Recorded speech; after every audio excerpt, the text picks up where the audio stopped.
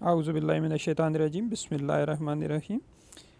First year physics की online classes के सिलसिले में लेक्चर नंबर 2 में हम जो स्टार्ट ले रहे हैं एक डेफिनेशन से ले रहे हैं और नाम है उस हेडिंग का इम्पल्स। आप जैसा कि पिछले लेक्चर में देख चुके हैं, Newton's second law of motion की हमने एक स्टेटमेंट बोली थी, F is equal to mvf minus mvi over T.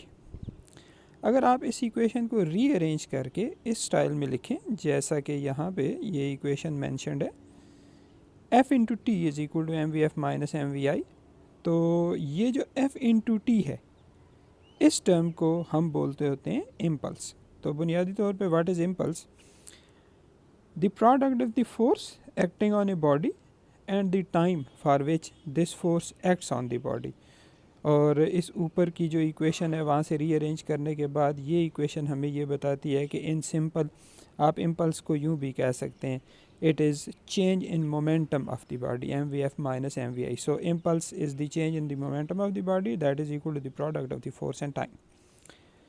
यहाँ से एक चीज़ जो पिछले टॉपिक में शायद इतनी वाज़ेह नहीं थी यहाँ पे हो सकती है कि इम्पल्स के या मोमेंटम के जो यूनिट्स हैं वो यहाँ से न्यूटन सेकंड बनते हैं और यहाँ से किलोग्राम मीटर पर सेकंड बनते हैं। सो इम्पल्स चूँकि मोमेंटम की चेंज है इसलिए इसका वही यूनिट है जो मोमेंटम का है, और यहाँ से ऐसे दिखता है जैसे इम्पल्स और मोमेंटम के जो दो यूनिट्स हैं, एक है किलोग्राम मीटर पर सेकंड जो कि इस इक्वेशन से नज़र आ रहा है, और दूसरा है न्यूटन सेकंड जो F इंटू टी से वाज़े हो रहा है। So this is impulse. इसके बाद हम एक और चीज़ जो डिस्कस करने लगे हैं वो है law of conservation of momentum. Suppose करें दो बॉल्स हैं, मूव कर रहे हैं m1 और m2, और उनकी वेलोसिटीज़ हैं v1 और v2, और वो कोलाइड कर गए, और दोनों कोलाइड करने के दौरान थर्ड लॉ ऑफ मोशन के मुताबिक एक दूसरे पे इक्वल और अपोजिट फोर्सेस लगाते हैं। m1 m2 पे कोई फोर्स लगाता है f, और m1 पे फोर्स लगती है उसके बराबर माइनस f, जिसे आप f डैश भी कह सकते हैं। ये फोर्सेस लगने के बाद ये दोनों के दोनों बॉल्स अपनी वेलोसिटीज़ चेंज करते हैं, और m1 की वेलोसिटी v1 डैश हो जाती है और m2 की वेलोसिटी v2 डैश हो जाती है।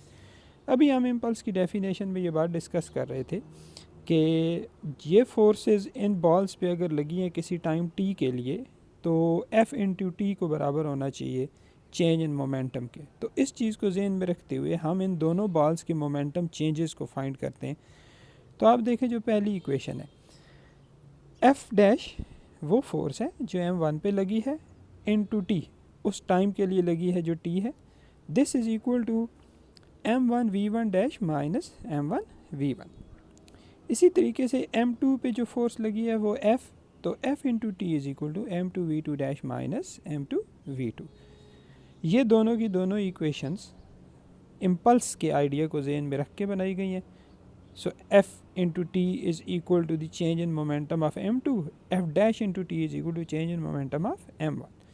अब हम ऐसा करते हैं कि इन दोनों इक्वेशंस को आपस में ऐड कर देते हैं, left side plus left side, right side plus right side, और वो स्टेप हमने नीचे यहाँ पे किया है। आप देख रहे हैं कि हमारे पास एक इक्वेशन बनती है F plus F dash into t, हमने टी को कॉमन ले लिया, F plus F dash into t is equal to m1 v1 dash minus m1 v1 plus m2 v2 dash minus m2 v2।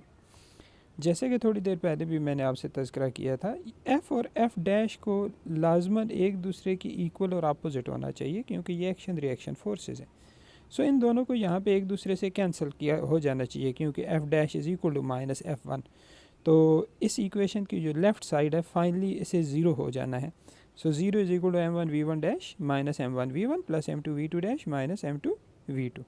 और अगर हम इन दोनों टर्म्स को थोड़ा सा रीअरेंज करके तो ऐसा कर लें कि m1 और m2 के कोलिजन से पहले के मोमेंटा जो हैं उन्हें एक साइड पे शिफ्ट कर लें और कोलिजन के बाद के दूसरी साइड पे शिफ्ट कर लें, तो इस इक्वेशन में हम कुछ ऐसा कर सकते हैं, माइनस m1 v1 को और माइनस m2 v2 को इक्वेशन की दूसरी साइड पे ले जाएं, तो ये हो जाएगा m1 v1 plus m2 v2 is equal to m1v1 plus m2v2।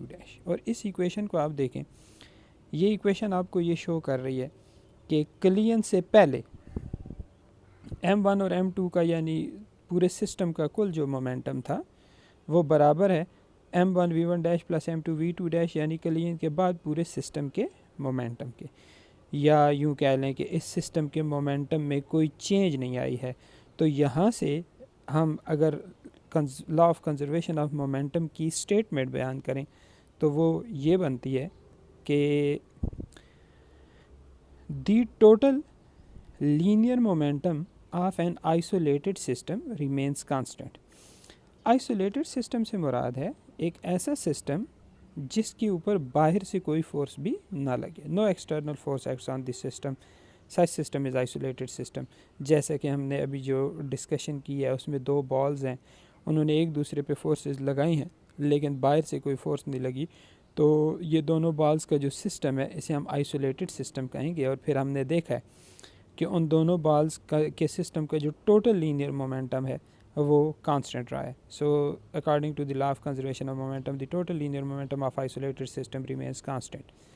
Law of conservation of momentum को अप्लाई करते वक्त इस बात को ज़रूर ज़हन में रखना है कि मोमेंटम एक वेक्टर क्वांटिटी है, लिहाजा अगर सिस्टम के मोमेंटम को कंजर्व रहना है तो इसका मतलब है उसकी वैल्यू को, उसके मैग्नीट्यूड को भी कांस्टेंट रहना है और उसकी डायरेक्शन को भी चेंज नहीं होना है। ये टॉपिक यहाँ पे ख़त्म हो गया। इंशाल्लाह लेक्चर नंबर 3 में नया टॉपिक शुरू करेंगे। Thank you very much.